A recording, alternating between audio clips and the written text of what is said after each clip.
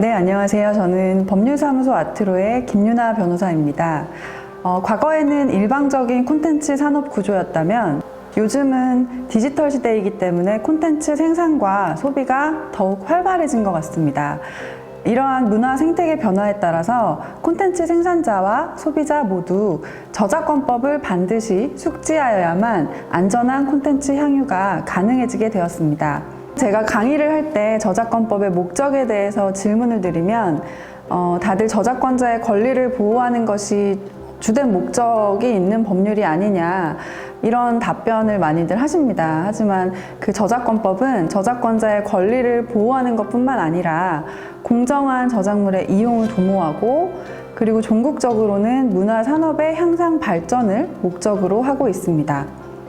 요즘은 타인의 창작물을 차용하거나 또 자유롭게 변형을 해서 새로운 창작물을 만들어내는 경우가 굉장히 많습니다. 유튜브만 보더라도 유명한 아티스트의 뮤직비디오를 함께 보면서 리액션을 하거나 하는 비평하는 영상 콘텐츠들을 굉장히 많이 볼 수 있으실 겁니다.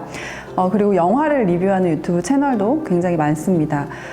이러한 방식으로 타인의 저작물을 이용할 때 공정하게 저작권자의 권리를 해치지 않고 이용할 수 있도록 하는 그러한 제도 또한 저작권법에서 규정하고 있습니다. 오늘은 저작권법에서 말하는 저작물이란 무엇인지 그리고 창작자들에게 인정되는 저작권의 종류는 어떠한 것들이 있는지 간단히 다뤄보겠습니다. 저작권법 제2조 제1호에 따르면 저작물을 인간의 사상 또는 감정을 표현한 창작물이라고 정의하고 있습니다. 또한 저작자는 그 저작물을 창작한 자를 의미합니다. 들어보시면 아시겠지만 인간의 사상 또는 감정을 표현한 창작물이라고 정의하는 것이 굉장히 좀 모호한 면이 있습니다. 여기서 중요한 것이 바로 저작물은 표현을 보호한다는 점입니다. 인간의 사상 또는 감정의 영역, 한마디로 아이디어의 영역에서 머문 것이 아니라 반드시 감상의 대상으로 표현이 되어야만 저작물이 될 수 있습니다. 즉, 저작물은 이 창작물에 새겨진 표현 그 자체를 보호한다고 이해하시면 되겠습니다. 이 영상을 시청하시는 분들은 혹시 모든 창작물이 저작물에 해당이 돼서 저작권법의 보호를 받는다고 혹시 생각을 하실까요? 사실은 그렇지 않습니다. 법원은 최소한의 창작성이 인정되는 표현이어야만 저작물로서 보호된다는 판례를 일관되게 내놓고 있습니다. 다만 이러한 창작성이 완전한 의미의 독창성을 요하는 것은 아니기 때문에 최소한의 창작성이 있어야 되는 것이고 저작물 작성자의 창조적 개성이 드러나 있어야만 저작물이 될 수 있는 것입니다. 예를 들어 우리가 온라인몰에서 제품을 구입할 때 항상 볼 수 있는 단순한 제품 사진은 저작물이라고 볼 수는 없을 것입니다. 하지만 같은 판매 목적의 제품 사진이라고 하더라도 최소한의 창작성으로 소품 등으로 어떠한 연출을 가했다면 그 사진은 저작물이 될 수도 있겠습니다. 최소한의 창작성이 부과됐기 때문입니다. 이렇게 저작물에 해당하는 창작물이어야만 비로소 저작권법의 보호를 받을 수 있습니다. 그렇다면 내가 창작한 저작물이 있을 때 나는 그 저작물에 대해 어떠한 권리를 갖게 되는지를 한번 본격적으로 살펴보겠습니다. 저작권은 크게 저작 인격권과 저작 재산권으로 나뉩니다. 저작 인격권은 양도나 포기가 어려운 일신 전속적인 권리라고 합니다. 그렇기 때문에 저작자가 사망하면 함께 소멸되는 권리입니다. 양도와 포기가 가능한 그러한 권리입니다. 저작 재산권은 크게 7가지 권리로 나눌 수 있습니다. 복제권, 공연권, 공중송신권, 전시권, 배포권, 대여권, 2차적 저작물 작성권입니다. 우리가 온라인상에서 이미지 파일을 다운받는 행위는 복제 행위라고 하고요. 그리고 이미지나 영상을 온라인상에 게시하는 행위는 공중송신 행위 중에 전송 행위라고 합니다.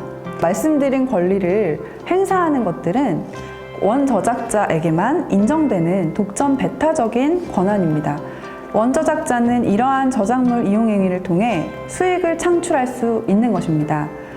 대표적인 것이 어문 저작물, 그러니까 책을 인쇄의 방법으로 복제하여 출판하는 것을 들 수 있습니다. 디지털 콘텐츠 생태계에서 가장 문제되는 것이 바로 복제 전송권 침해입니다. 타인의 저작물에 해당하는 이미지나 영상, 그리고 글 등을 무단으로 복제해서 온라인상에서 이용하는 행위는 전형적인 복제 전송권 침해에 해당합니다. 타인의 저작물을 이용하려는 이용자는 반드시 원저작자에게 이용 허락을 얻어야만 적법한 이용을 할 수 있는 것입니다. 그렇다면 저작 인격권에 대해서 알아보겠습니다. 저작 인격권은 공표권, 성명표시권, 동일성 유지권 이렇게 세 가지가 있습니다. 원저작자는 자신의 저작물을 언제 공표할지 또는 공표할지 말지에 대한 여부에 대해서도 결정할 수 있는 공표권을 가지고 있습니다. 또한 자신의 저작물이 이용될 때 반드시 자신의 성명이나 혹은 이명이 표시될 수 있도록 요구할 수 있는 성명 표시권이 있습니다. 저희가 항상 얘기하는 출처 표기라고 하는 것이 결국에는 저작 인격권 중에 성명 표시권을 의미하는 것입니다. 또한 자신의 저작물이 무단으로 변형되거나 각색되지 않도록 하는 권리, 즉 동일성 유지권을 보유합니다. 타인이 자신의 저작물을 무단으로 각색하거나 변형하여 이용한다면 저작 재산권 중에 2차적 저작물 작성권 침해가 될 뿐만 아니라 저작 인격권 중 동일성 유지권 침해를 동시에 구성하기도 합니다. 그렇다면 타인의 저작물에 대해서 이용 허락을 받지 않고도 공정하게 이용할 수 있는 방법이 없을지 아마 궁금하실 것 같습니다.